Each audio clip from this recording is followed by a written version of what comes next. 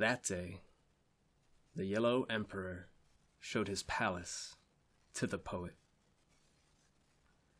Little by little, step by step, they left behind, in a long procession, the first westward-facing terraces which, like the jagged hemicycles of an almost unbounded amphitheater, stepped down into a paradise.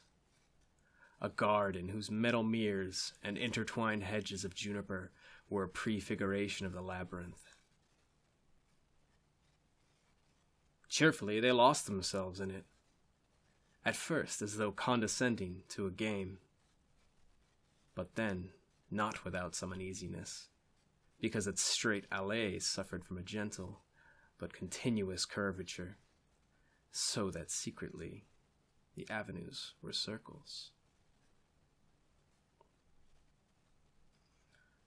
Around midnight, observation of the planets and the opportune sacrifice of a tortoise allowed them to escape the bonds of that region that seemed enchanted, although not to free themselves from that sense of being lost that accompanied them to the end.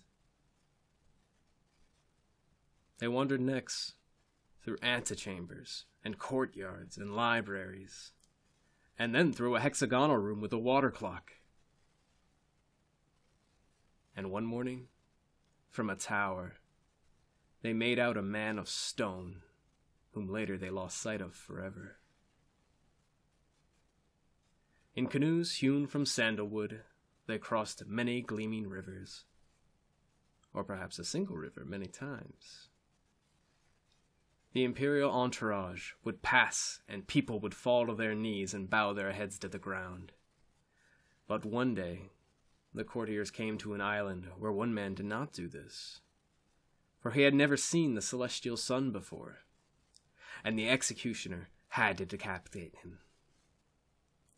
The eyes of the emperor and poet looked with indifference on black tresses and black dances and golden mask.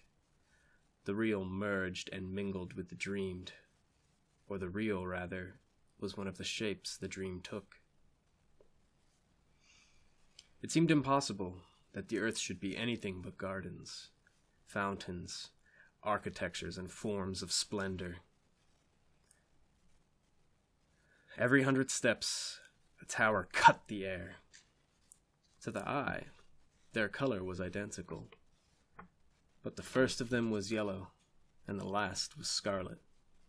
That was how delicate the gradations were, and how long the series.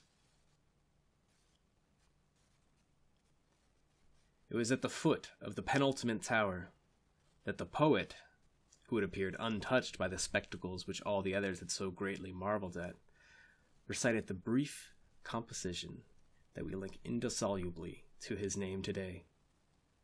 The words which, as the most elegant historians never cease repeating, garnered the poet's immortality and death.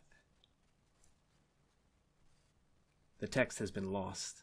There are those who believe that it consisted of but a single line, others of a single word.